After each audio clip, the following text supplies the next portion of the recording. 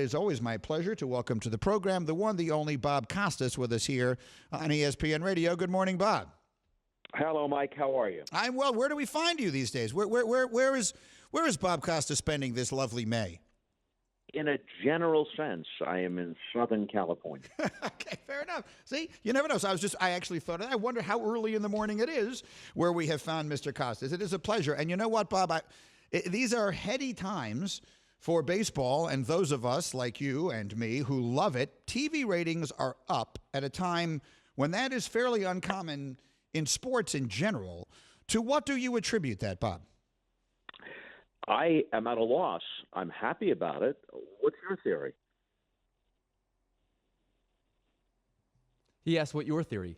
Oh, what is my theory? I'm sorry. I thought you got cut off. I actually thought my theory is that there is an element of normalcy that is returning to our lives on some level, and baseball is so normal. It just feels so normal to have a ball game on that there's something about baseball's rhythm, which has always meant the beginning of spring, that particularly for those of us who live in cold weather places. Now, Bob, you're in Southern California. I don't know exactly what it's been like there. I can tell you that here in New York, the winter was brutal. I mean, just brutal, more so than usual, because not only is it cold and everything else, but everything is closed. And you couldn't do anything outside, which is where things were safe to do during the worst of the pandemic, because it was too cold to do anything outside. And so I think there is something about the coming of spring, the return of spring, the return of some degree of normalcy that baseball fits nicely into.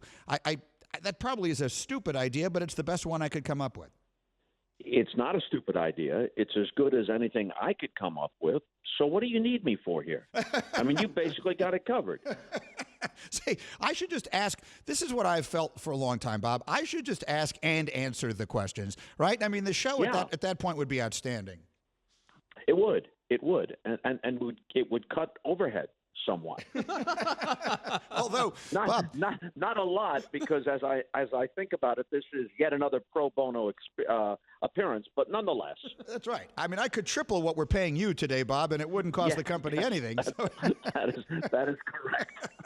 We'd be fine. And happily so. The other thing that's interesting about it, Hembo and I were just talking about it, that this is the year of the pitcher 2.0. And so this with the great pitching that we are seeing, Garrett Cole, brilliant last night we used, Jacob deGrom and some others, and perhaps the longstanding belief that the key to baseball attracting an audience was in huge, outlandish offensive numbers. Maybe that is being to some degree disproven by the fact that this renewed interest in the sport is coming at a time that we are living through another year of a year of dominant pitching. Yeah, I don't think that fans, especially only a month and a half into the season, are that mindful of trends. I think what you said earlier makes sense, even though the stadiums, by and large, except maybe in Atlanta and in Texas, aren't full. It still feels close to normal. There are some fans in the stands. They're playing in their own ballparks. There's anticipation that wherever the World Series is, it's going to be in a home team's ballpark and not in a bubble. I think that probably has more to do with it than people perceiving trends at this point. But that trend is that velocity is so up. It used to be noteworthy when someone threw more than 90 miles an hour. Now 90 is beneath the average big league fastball, and it is not eyebrow-raising at all when someone hits or approaches 100 miles an hour. This is why you hear talk of moving the mound back a foot and other things. So you've got all this increased velocity, plus with legitimate technology, in addition to perhaps cheating at the edges with substances and whatnot on the baseball. I'm not talking about steroids in this case, but legitimate sports technology and sports science has increased the efficiency of pitchers in addition to velocity, getting maximum spin rate and all those things. And then you combine it with a generation or more of hitters who are more concerned with launch angle, not all of them, but the majority of them, more concerned with launch angle than contact. How are you going to make consistent contact when you're swinging for the fences and somebody has maximized spin rate plus is approaching 100 miles an hour? It's a pretty easy conclusion to reach that this favors pitchers. And I kind of like it. And I think it sort of flies in the face of what people might have previously expected. And that doesn't mean that we are without problems. But what is delightful, Bob, I will give you a little background here. So I believe you know Hembo, my man Hembo, who loves baseball more than, maybe even more than you do. I've never met anyone who loves anything like he loves baseball. And he sent me a variety of questions. You know, I said, we have Bob coming on tomorrow. Send me a bunch of stuff. He sends me a bunch of stuff. And not one of them was, here's how we fix baseball. Not one of them was, here's what's wrong, let's try and fix it. And for so long, it feels like all of the baseball conversations have been about what's wrong. How do we go about fixing it? And it doesn't feel like that is the conversation. I don't hear it when I'm listening to talk shows. I don't read it much when I read columnists whose opinions I value. It's not one of the first things you or I wanted to talk about in this conversation. Just that in and of itself, I think, is refreshing. Yeah, it's a positive, no question about it. Let's just note something that's real, though. Theo Epstein is now working in the commissioner's office, and part of his job is to rein in the monster he helped to create. And I'm not being critical of him when I say that. He broke long droughts in both Boston and in Chicago.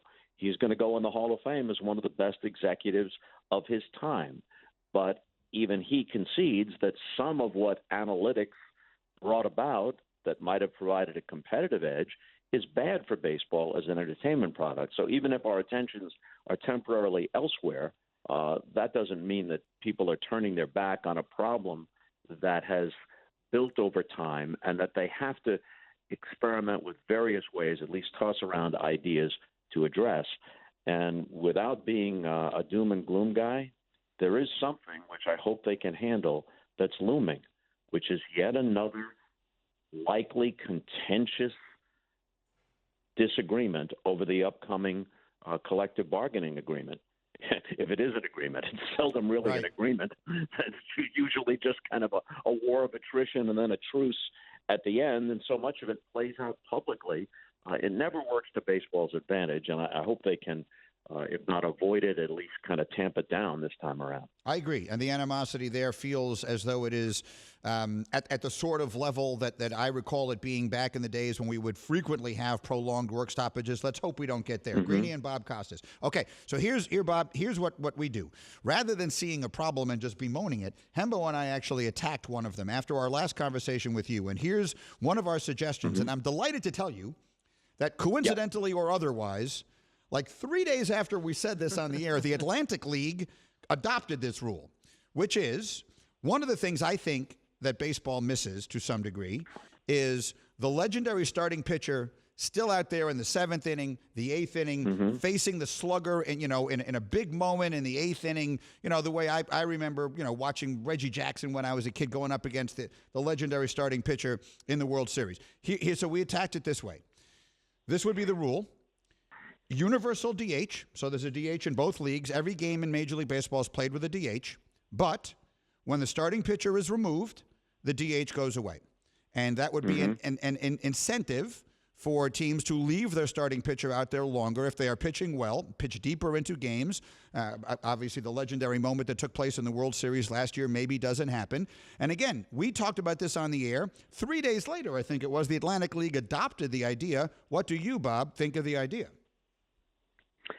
Pluses and minuses. Universal DH, which probably is inevitable, takes away some of the subtleties and texture of the National League game. I'm not saying they need a PhD to pull off a double switch, but the National League game can be more strategically interesting, and there may be unintended consequences. It may sound good on the face of it to what they're experimenting with in the Atlantic League, but there are so many potential drawbacks. The guys get knocked around in the first or second inning, but you're not really out of the game. Should you remove him at this point and then play at a huge disadvantage, or do you leave him in and he gets further pummeled in the games out of hand by the second or third inning? I think a lot of managers would have a very difficult time with that, but that's why they should experiment with everything, with a pitch clock, with banning shifts, with the new Atlantic League rule that you just described. They should experiment with everything at various levels of the minor leagues, which is what they're doing. That's why Theo Epstein and others have turned their attentions to it. Try everything and see what actually seems to work out. I like that. And you know what? I anticipated that issue. And Hembo and I actually just came up with a corollary, if you will. You know, one of my favorite things about the record book, about the rule book in baseball is the indexing. It's like there's rule 134-7 point B and then C and then D. So all I need is like one follow-up, which is that if you remove your pitcher in the first 3 innings, this rule does not apply, and then applies when you make the next pitching change. And that would address what you're talking about, which is my pitcher just doesn't have it tonight, and it would still the problem we're trying to address is a guy has thrown 87 pitches. It was the DeGrom game that we first started talking about this early. How many pitches had he thrown? Around 90 pitches. His first start of the year, but he was shoving. He was untouchable. He had thrown 80-something pitches, I think it was, and they took him out, and the whole world went crazy. And so that was when we first decided that's what we're trying to stave off, Bob. We're not obviously trying to mandate that every pitcher has to go 7 innings if he can't, but if the pitcher, what we want to do is leave the guy in there if he obviously can. So that would be the way we would. That's my first corollary to the rule. See, that's a reasonable response. You've obviously given this more deep thought than I have. On the other hand, it would take away without that corollary. It would have taken away what is an interesting strategic wrinkle, which the Rays were the first to initiate, and then others followed in some cases, which is the idea of an opener, which is not a bad idea in certain situations. It's an interesting idea in certain situations. But back to your original point, it used to be, don't want to sound like back in my day, but it used to be you looked in the paper or whatever, before the internet, you actually held the newspaper and you looked at it, you said, oh, look at this. Tom Seaver going up against Don Sutton or whatever it might be. This is a matchup you wanted to see, and you anticipated that they would each go deep into the game. And what you described was also part of the intrigue. Okay, up comes Willie Stargell, let's say, against Seaver. Now we're talking about a different game because now the Mets are playing the Pirates. So Willie Stargell comes up, and it's the 8th inning, and it's a key situation. Now it's automatic. No matter how good the starting pitcher is, if it's Max Scherzer, and now the game is 2-1, and there are runners on first and second, and it's the 8th inning, and the heart of the order's coming up, Max Scherzer probably doesn't get a chance to work his way out of that situation. It was never a thought if Tom Seaver was on the mound or Juan Marichal was on the mound or whatever the case might have been. But part of your thought, if you had followed the entire game, was what did Stargell hit for the double back in the 4th? And what did he strike him out on in the 6th? And Seaver and Stargell are also playing that cat and mouse game. That's part of the fascinating texture of a pitcher's duel where each pitcher goes deep into the game. What you're describing is what makes baseball great. And that's one of the things we're trying desperately to bring back, because that is one of the many things that I'm envisioning anyone under the age of 25 listening to this conversation saying, boy, I hadn't even thought of that because it never occurred to me that was something that might happen in a baseball game. The great Bob Costas is with us. Let me ask you a question that came up here. We're going to do this right off the top of your head, so I grant it might take you a minute. But in the context of an entirely other discussion on the show the other day, we started trying to figure out who was the team of the future. I remember when the Cubs won the World Series 5 years ago, I remember saying to my wife, who was born and raised in Chicago, the even better news is they're so young, they're so good, they're good at all the important places, it's all the position players, it's no pitchers whose arms are going to fall off. They're going to be great for the next 10 years. And, of course, I couldn't have been more wrong, and she has thus discounted my opinions on anything that I mention in sports. But with that thought in mind, Bob, right now, if you had to pick a team of the future over the next 10 years in Major League Baseball, if you had to bet an amount of money that mattered to you on which team will win the most championships for the next 10 years, who would it be? I don't think you can project 10 years in modern sports anymore. Baseball, certainly not, except in this respect.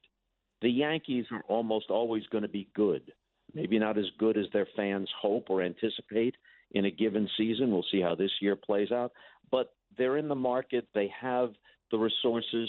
The Yankees, the Dodgers are always going to be competitive. And despite their recent troubles, you look at the Dodgers roster, they're going to be there for the rest of this year. At some point, they're going to get it back on track.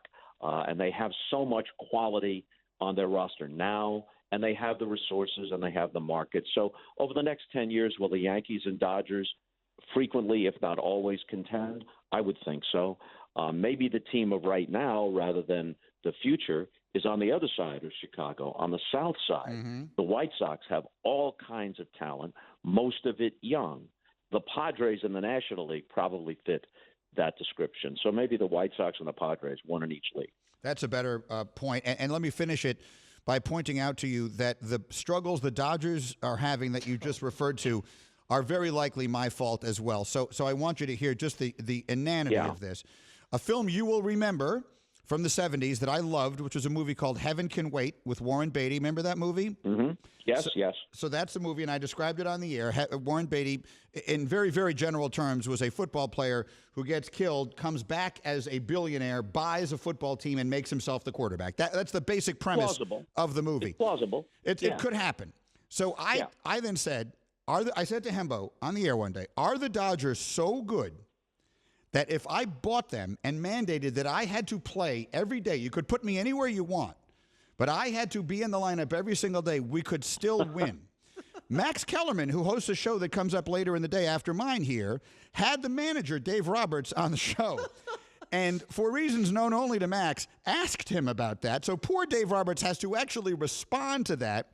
And from that moment on, Bob, they have the worst record in the National League. So I think it is possible that my just putting that thought out there into the atmosphere has actually destroyed the Dodgers season. What do you think? I think that's as good an explanation as any, because when you look at the quality of their roster, this recent skid is almost inexplicable until I learn of what you have just laid out. I think all of it is attributable to whatever effect it is that you have on the baseball zeitgeist. I think so, too. Hembo actually insulted me by suggesting that if I had to play every day, they would put me in foul territory, right? Didn't you say? You'd straddle the left field line. I would, and I said to him, look, I get that you're going to put your center fielder, you're going to play two outfielders for all intents and purposes, but you could at least leave me in fair territory. I mean, I could stand there and do something. When we were younger, we all had this thought. Yeah. Could I play a game? Where would they put me? I guess if it was an American League game, they could DH you and at least you'd go for 4 or 0 for 5 or whatever, but at least you wouldn't hurt them in the field. Yeah. Or if you had to play, if this was some sort of proposition that each team had to do for one game out of 162, each team had to do it. And they would probably pick a game against the weakest possible opponent. And then the best strategic thing to do would be to have you move from left field to right field for each batter. Keep moving back and forth, depending upon where their analytics and the pitcher's approach told them it was least likely that the ball would be hit. Right. That makes sense. But at least I'm in fair territory. In Bob's plan, I'm in fair territory, Hembo. Yeah. You favor Bob's plan. Bob, we decided that Greeny would cost the Dodgers between 15 and 20 wins if he played for them every season. Does that sound right to you? Well, when you consider that by war, and I'm not exactly sure that war explains everything. When analytics guys throw war out, I'm throwing Edwin Starr out. War! What is it good for? Absolutely nothing. Say it again. But nonetheless, if I'm not going to contradict myself and actually use war, I don't even think Babe Ruth in his greatest seasons in the 1920s was a plus 15 war guy. Right. So how bad could Greeny be to be minus 15? Thank you for watching ESPN on YouTube. For live streaming sports and premium content, subscribe to ESPN+.